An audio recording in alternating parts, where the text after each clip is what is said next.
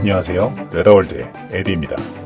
이번 시간엔 우리 채널의 시작이자 번외편 느낌으로 잠수에 대해 배우거나 알게 되면 좋은 것들 4가지와 아셨으면 좋겠는 것에 대한 1가지에 대해서 말해보겠습니다.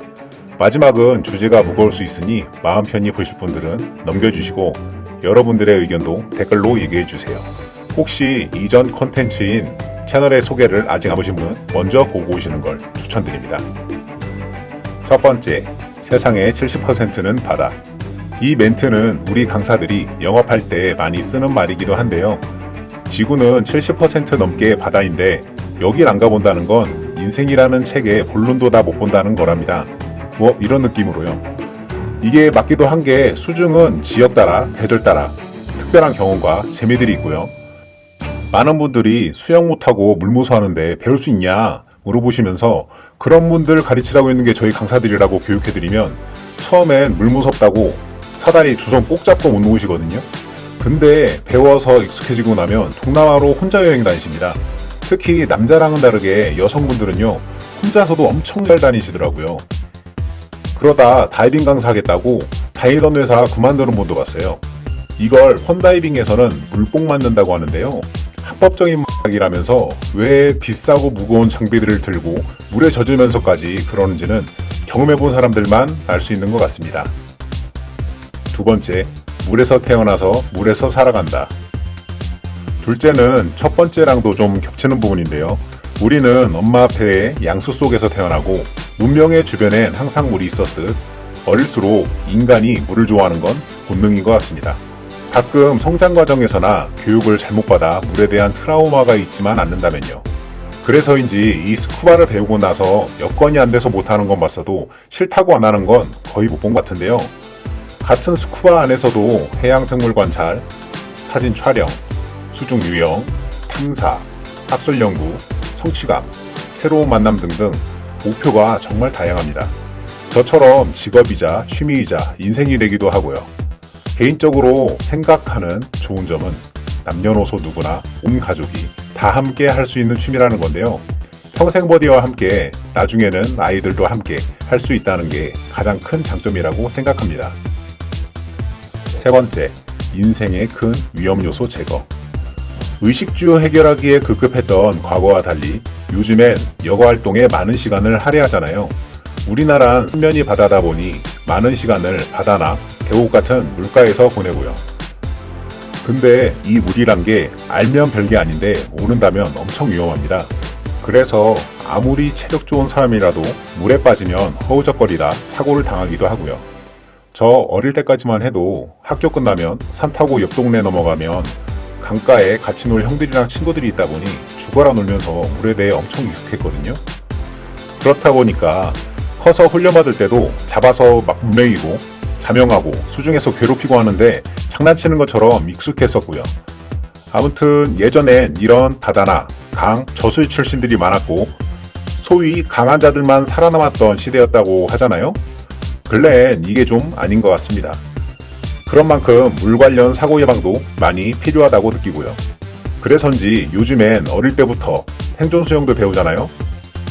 물론 수영을 배워도 좋고 다른 수상 스포츠를 배워도 좋겠지만 오픈워터라는 스쿠바의 첫 자격 안에는 잠수 물리, 생리, 해양 같은 바다와 물에 대해 필요한 기초적인 지식들이 배우고 싶고 방대하게 들어가 있습니다. 물에서 자연스럽게 숨쉬는 데 적응하고 힘들이지 않아도 몸을 물에 띄울 수 있다는 걸 알게 되면 당황에 의한 위험은 상당 부분 제거할 수 있는 거죠. 물가에서 사고의 대부분은 숨 쉴 수 없다는 공포와 격한 움직임 때문에 당황하고 지쳐서 사고로 이어지거든요. 그리고 뭔가 배우면서 재밌으면 더 열심히 할 테고 계속 배우게 된다면 내 몸에 대한 이해와 심폐수행술 같은 유익한 배움도 따라갈 겁니다. 온 가족이 함께 할 수 있다는 건 덤이고요. 네 번째, 구조활동은 기적을 만들어가는 과정. 여러분이 생각하는 여러 분야의 다이빙이 있겠지만 여러분이 꼭 아셨으면 하는 다이빙의 한 분야는 사회안전망에 종사하는 잠수구조사들에 대한 이야기입니다. 이곳에서 주로 다루고자 하는 내용이기도 한데요. 전시를 대비하는 집단이 군인이라면 일상 여가 생활에서부터 어업과 산업안전 분야에서 발생할 수 있는 해양사고 또는 재난에 대비해 24시간 비상대기하는 구조사분들이 있습니다. 두 집단 모두 강한 신체 능력과 고도의 전문가라는 공통점이 있겠지만 다른 점이라면 박진감 넘치게 총을 쏘며 육체미를 뽐내는 군인들은 화면 속에서 있겠지만 구조사는 당장 올여름 휴가 시즌에 우리 동네 침수지역에서 보게 될 수도 있다는 거죠. 이런 구조사들이 미디어에서 전문가란다고 전문가인가 보다 하지 마시고 어떤 수준 기술과 전문성을 가져야 하는지 어떤 훈련과 노력을 내야만 하는지 여러분이 관심 가져주시고 더 안전한 환경에서 적극적인 활동을 할 수 있도록 응원해 주셨으면 좋겠습니다.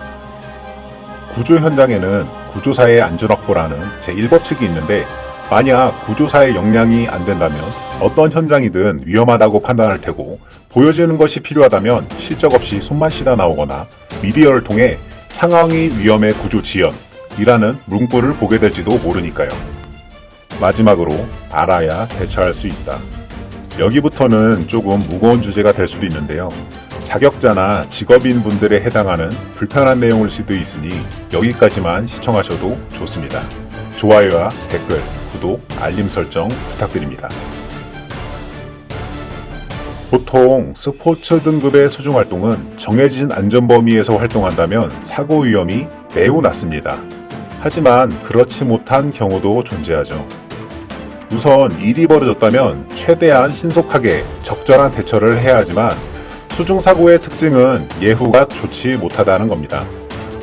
발견이 늦거나 결과가 치명적이기도 하고 그만큼 적절한 대처가 이루어지는 경우가 드물거든요. 대처법에 대해서는 나중에 다룰 테니 그 다음을 이야기해 보겠습니다.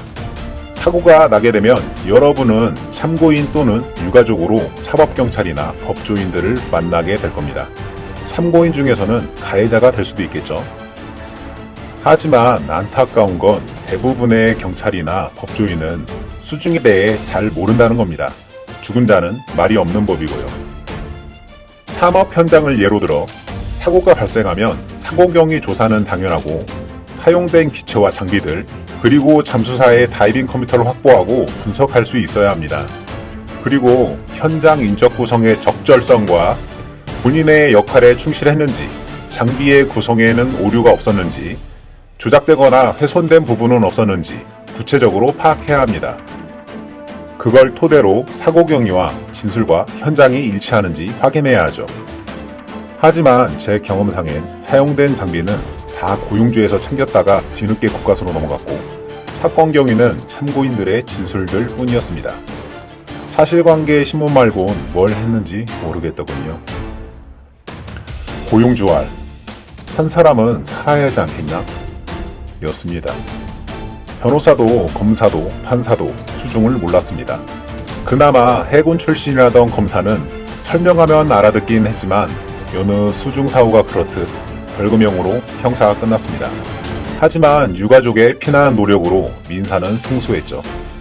매우 이례적이라더군요. 시간이 흐르는 동안 조금이지만 법 개정도 이루어졌고 유가족이 할 수 있는 건 통곡뿐인 현실은 없어졌으면 합니다. 사고가 발생하더라도 어차피 사인은 익사, 죽은 사람은 말이 없다, 살 사람은 살아야지란 말로 남겨진 사람들이 고통받지 않기 위해선 스스로 알아야 합니다. 수중은 어떤 환경인지, 법에서 정한 안전지침은 뭐가 있는지, 현장에서 무엇을 캐묻고 확보해야 의구심이 남지 않을지, 그리고 공권력에게 무엇을 요구해야 하는지 본인이 알아야 요구할 수 있습니다. 어떤 인력은 해군대 출신이라는 게 매듭법도 더디고 호수도 못 살린다는 게 말이나 되는 건지, 실종자 수색하는 걸 보면 물에 들어간다는 걸 보여주고 싶을 뿐인 건지 기도 안 탈 때가 있습니다. 여러분이 아셔서 참견하고 지적하셔야 한다고 생각합니다. 매체에서 말하는 전문가를 전문가라고 맹신해야 하는 시대는 끝났다고 생각합니다. 어떻게 해야 할지 말해보겠습니다. 여러분들이 그렇게 만들어주실 거라 믿습니다. 이상입니다.